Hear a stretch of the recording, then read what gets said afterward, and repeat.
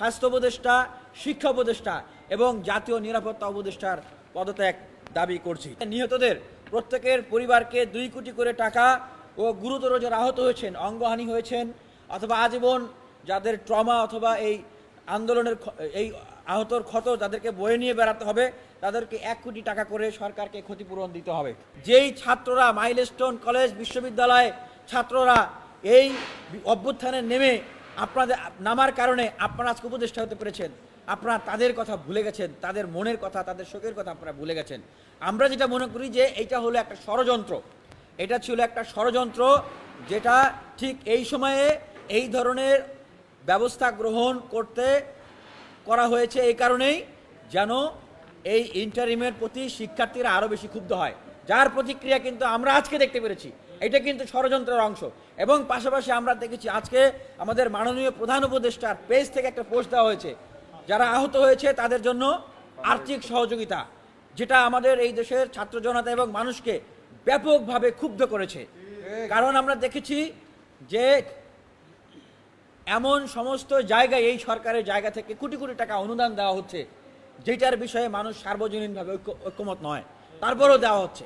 কিন্তু যেই জায়গায় সরকারের কারণেই এই ঘটনাটা ঘটেছে, সরকার এখানে মানে সর্বোচ্চ সহযোগিতা ক্ষতিপূরণ দেওয়ার কথা, সে কারণে ওনারা জনগণের কাছ থেকে অর্থ সংগ্রহ করছেন।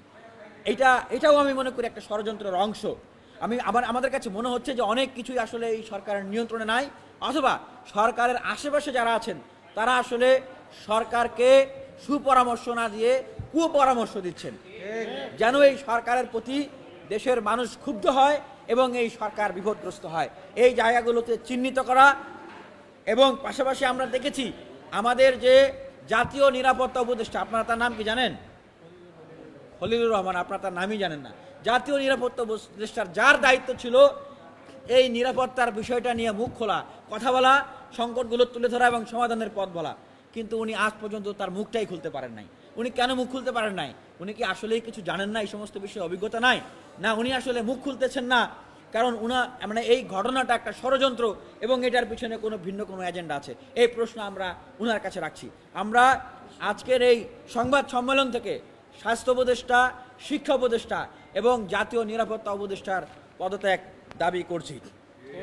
এবং পাশাপাশি আমরা বলতে চাই যে আজকের এইখানে সচিবালয়ের সামনে যেইভাবে করে এই আন্দোলনকে ছাত্রলীগের আন্দোলন বলে ট্যাগিং করে তাদের উপরে হামলা করাকে বৈধ করা হয়েছে, এইটা 5 আগস্ট পরবর্তী বাংলাদেশের অভ্যুত্থানের চেতনার সাথে সাংঘর্ষিক।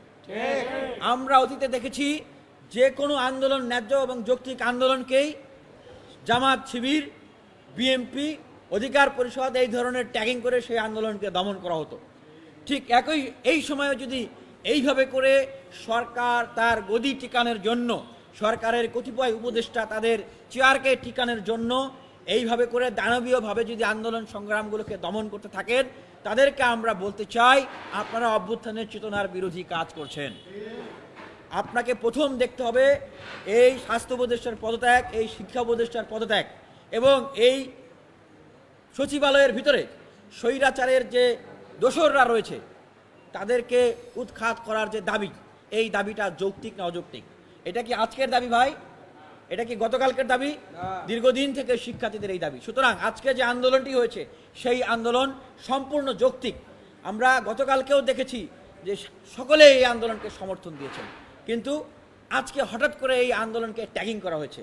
এবং অবশ্যই সরকারের বিরুদ্ধে মানুষের ভিতরে যদি ক্ষুব্ধতা তৈরি হয়, মানুষের ভিতর থেকে যদি কোনো আন্দোলন গড়ে ওঠে, সেই আন্দোলনে অবশ্যই সেখানে ছাত্রলীগ এবং আওয়ামী লীগের ঢুকে যাওয়ার সম্ভাবনা বা ঢুকে যাবে, এটা খুবই স্বাভাবিক। এর দায় কার? এর দায়িত্ব এই সরকারের। 10 মাস পরেও বাংলাদেশে কিভাবে করে ছাত্রলীগ, আওয়ামী লীগ থাকে, এই প্রশ্নের উত্তর তো তাদেরকে দিতে হবে। সুতরাং যে কোনো যৌক্তিক আন্দোলনকেই আপনারা ছাত্রলীগ, আওয়ামী লীগ ট্যাগিং করবেন, মারধর করবেন। আজকে সেখানে একজন শিক্ষার্থী ছিল যার নাম হচ্ছে জাকির মাহমুদ হাসান, হাবিবুল্লাহ বাহার কলেজের শিক্ষার্থী, যার ফেসবুকের অতীতের তথ্যগুলো অনেকের কাছে উঠে এসেছে যে অভ্যুত্থানের সময় সে একদম সক্রিয় ভূমিকা পালন করেছিল, তাকে ছাত্রলীগ বানিয়ে দেওয়া হয়েছে। আজকে সেখানে হাসান ইমাম নামে একজন শিক্ষার্থী ছিল যিনি বৈষম্য বিরোধী ছাত্র আন্দোলনের বর্তমানের সদস্য সচিব। তার মানে সে অভ্যুত্থানের সময়ও সংগ্রামী বিপ্লবী ভূমিকায় ছিল। তাহলে এই ধরনের লোকদেরকে যদি ট্যাগিং করা হয়, কালকে আপনাকে আমাকে যে ছাত্রলীগ ট্যাগিং করে আপনার আমার কোনো যৌক্তিক আন্দোলনকে এই সরকার কতিপয় উপদেষ্টা তাদের গদি টিকানোর জন্য হামলা মামলা দিবে না, এটা তো আমরা বলতে পারি না। সুতরাং আন্দোলনের মেরিটকে বিবেচনা করতে হবে, এবং কোনো আন্দোলনে যদি ছাত্রলীগ আওয়ামী লীগ থাকে এটা এই সরকারের ব্যর্থতা। কারণ তারা এই 10 মাসে তাদেরকে বরং অনেক উপদেষ্টারা বিভিন্নভাবে তাদের ধন সম্পদ, বউ বাচ্চাদের পুনর্বাসন, সিকিউরিটির দায়িত্ব নিয়েছে। সাবের হোসেন চৌধুরী, আব্দুল মান্নানের মতো মেগা মাস্টার মাইন্ডদেরকে জামিন দিয়ে বের করে দেওয়া হয়েছে। আওয়ামী লীগের বড় বড় নেতাদেরকে জামিন দিয়ে বের করে দেওয়া হয়েছে। এবং আব্দুল হামিদ খান ভাসানী যখন সিঙ্গাপুর গেলেন তখন বলা হলো ইন্টারপোল দিয়ে তাকে বাংলাদেশে ধরে আনা হবে। দেশে আসার পরে কোনো ব্যবস্থা নেওয়া হয় নাই। সুতরাং এই প্রশ্ন করে সরকার আসলে পার পেয়ে যাওয়ার কোনো সুযোগ নাই। পাশাপাশি আমরা এই কথাটা বলেই আমাদের আজকের এই সংবাদ সম্মেলন শেষ করতে চাই যে বর্তমানের যে ইন্টারিম গভর্নমেন্ট যে ফরম্যাটে আছেন এবং যেভাবে তারা আসলে রাষ্ট্র ব্যবস্থাটাকে পরিচালনা করছেন, তাদের পক্ষে 56টা মিনিস্ট্রি, মাত্র 13 জন উপদেষ্টা, এবং যাদের অনেকেরই আসলে রাজনৈতিক অভিজ্ঞতা, প্রশাসনিক অভিজ্ঞতা সেই ধরনের নেই। এবং অনেকেই আসলে এমনও আছেন, মানে আমি যদি ব্যক্তিগতভাবে বলি, আমি যতদিন জেল খেটেছি, রিমান্ডে গেছি, অনেকদিন ততদিন তারা আসলে শেখ হাসিনাকে নিয়ে পোস্টও দেয় নাই।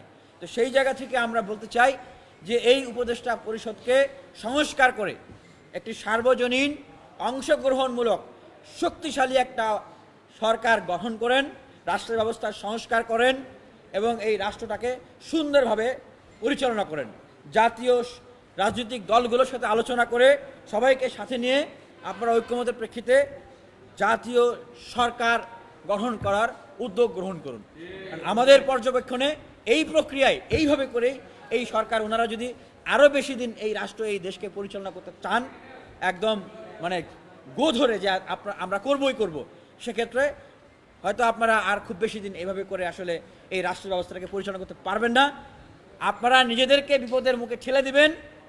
আপনারা তো আছেন সেখানে চেয়ারে, হয়তো ফ্লাই করে চলে যাবেন বিভিন্ন জায়গায়, কিন্তু এই রাজপথে থেকে যারা দিনের পর দিন এই বিশৃঙ্খল পরিস্থিতি, পতিতদের উত্থান, এগুলোকে ঠেকাচ্ছেন, রাষ্ট্র স্থিতিশীলতার জন্য যারা কাজ করছেন, মূলত আসলে সাফারার হতে হবে আমাদের মতো লোকজনদেরকে।